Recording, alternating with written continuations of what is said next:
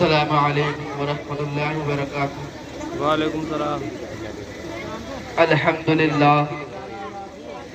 الحمد للہ وحدہ لا شریک لہ وصدق وعدہ ونصر عبدہ وہزم الاحزاب والصلاة والسلام على النبي الذي شرف الله الدنيا ببعثته سيدنا ومولانا محمد المصطفى المبعوث إلى الأسود والأحمر، اما بعد۔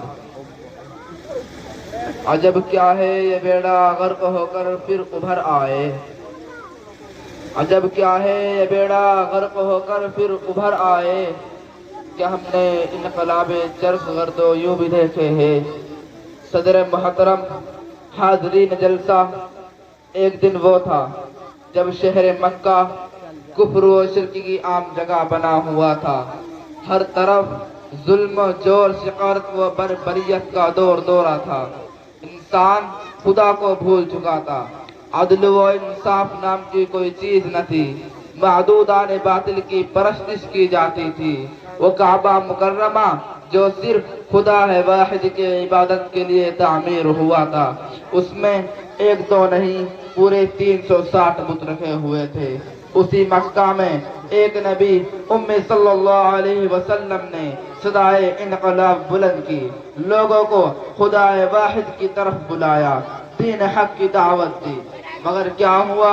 لوگ دشمن بن گئے، اپنے پرائے ہوئے، صدائے حق کو دبانے کی کوشش کی گئی، اور نبی اکرم صلی اللہ علیہ وسلم اور ان کے ساتھیوں پر ظلم و ستم کے پہاڑ توڑے گئے۔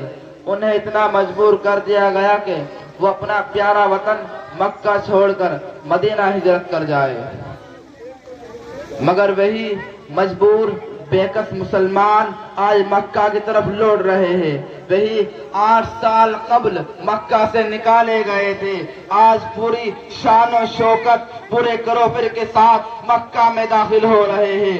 کسی نے سوچا بھی نہ ہوگا کہ یہ جو اتنی لاچاری اور بے بسی کے عالم میں گھر بار چھوڑنے پر مجبور کیے جا رہے ہیں، وہی زیادہ دن نہیں، صرف 8 سال بعد پوری آن بان کے ساتھ مکہ واپس آ جائیں گے۔ اور وہ لوگ جنہوں نے ان کو مکہ کی گلیوں میں گھسیٹا، گلے میں پھانسی کا پھندا لگایا اور عدل و انصاف کے سارے اصولوں کو بالائے طاق رکھ کر شقارت و بربریت کے سارے حربے استعمال کر ڈالے اور اتنا ستایا کہ مکہ میں رہنا تک دوبھر کر دیا، اور مکہ سے جانے کے بعد بھی چین سے رہنے نہ دیا۔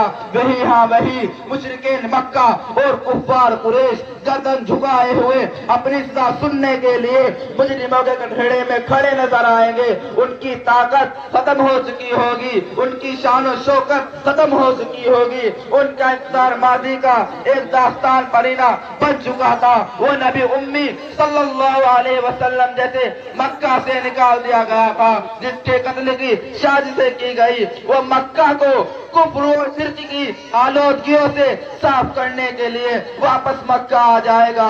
کس نے سوچا تھا یہ سب؟ اور کون ان سب باتوں کا تصور کر سکتا تھا؟ مگر سن ہجری کے 8ویں سال اور ماہ رمضان المبارک نے ان تصورات کو حقیقت کے روپ میں لا کر کھڑا کر دیا۔ دنیا ان مجبور و دیس سے نکالے ہوئے اور دین کی خاطر مصائب و علائم کی بھٹی میں تپ کر کنچل ہونے والوں کو دیکھ لے کے جیت کس کی ہوئی، ہار کس کی ہوئی، کون فتح یاب ہوا، کون شخص سے ہم کنارہ حضیبیہ کی صلاح جو ایک بظاہر مغلوبانہ صلاح تھی، وہی فتح مکہ کی بنیاد بن گئی۔ اور اسی صلاح کے متعلق مالک ارض والسماء کا یہ ارشاد انا فتحنا لک فتحا مبینا، کہ ہم نے آپ صلی اللہ علیہ وسلم کو کھلی ہوئی فتح عطا فرمائی۔ آج ایک حقیقت ثابت تھی جس کے انکار میں کسی کے مجال نہ تھی۔ آئیے دیکھیں کہ نبی اکرم صلی اللہ علیہ وسلم اور آپ کے پروانہ قافلہ مکہ مکرمہ کی طرف کس طرح کوچ کرتا ہے۔ رمضان المبارک کی سن 8 ہجری کی 10 تاریخ ہے۔ شمع نبوت کے جلو میں 10,000 پروانے مکہ مکرمہ کی طرف سرگرم سفر ہے۔ ابو سفیان رضی اللہ جو غزوہ احد سے لے کر اب تک اسلام اور مسلمانوں کی دشمنی میں سب سے پیش رہے، لیکن آج اسلامی لشکر کے مکہ مکرمہ داخل ہونے سے پہلے ہی اسلام قبول کر چکے ہیں۔ حضرت عباس رضی اللہ تکبیر، آواز نہیں آ رہی بھائی، نعرہ تکبیر۔ فوائل کے دستے اپنے جھنڈوں کے ساتھ اپنے سپہ سالار کی قیادت میں آگے بڑھ رہے تھے۔ سب سے پہلے قبیلہ غفار کا پرچم نظر آیا، پھر جوہینہ اور سلیم کے ہتھیاروں میں ڈوبے ہوئے نکل گئے۔ سب کے بعد انصار کا قبیلہ اس شان و شوکت اور سارو سامان کے ساتھ آیا کہ پہاڑی گونج اٹھی۔ ابو سفیان رضی اللہ اسلامی لشکر کے رعب و تاب اور آن بان سے دہل گئے۔ سب کے بعد انصار کا قبیلہ اس شان و شوکت کے ساتھ آیا کہ انصاری پہاڑ گونجی اٹھی۔ انصار کے قبیلے کے حضرت عباس رضی اللہ غزوہ احد سے لے کر اب تک اسلام اور مسلمان دشمنی میں سب سے پیش رہے۔ ابو سفیان یہ منظر دیکھ کر مدہوش رہ گئے اور فرمایا الیوم یوم الملحمۃ الیوم تستحل الکعبہ، آج مار کاٹ کا دن ہے، آج کعبہ حلال کر دیا جائے گا۔ مگر حضور صلی اللہ علیہ وسلم کو معلوم ہوا تو آپ نے حضرت سعد کا جملہ ناپسند کیا اور فرمایا الیوم یوم المرحمہ، آج رحم و کرم کا دن ہے، اور جھنڈا سعد رضی اللہ سے لے کر ان کے ساجدادے حضرت قیس رضی اللہ کو دے دیا۔ اسلامی لشکر کے سب سے آخر میں فخر موجودات نبی آخر الزمان صلی اللہ علیہ وسلم بالنفس نفیس جانثاروں کے جلو میں تشریف لائے۔ حضرت عباس رضی اللہ کے ہاتھے میں اس کا جھنڈا تھا۔ ابو سفیان رضی اللہ یہ منظر دیکھ کر مبہوت رہ گئے اور حضرت عباس سے فرمایا خدا کی قسم اے ابو فضل، تمہارے بھتیجے کا اقتدار آج کی صبح کتنی عظیم ہے، نہ غرور نہ تکبر بلکہ نہ بڑائی کا اظہار بلکہ نہایت اور تواضع کے ساتھ مکہ میں داخل ہو رہے ہیں۔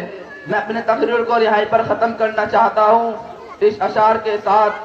زمین لہلا میں روشن چراغ آرزو کر دے، زمین لہلا میں روشن چراغ آرزو کر دے، ماشاءاللہ، چمن کے درے درے کو شہی جستجو کر دے، وما توفیقی الا باللہ۔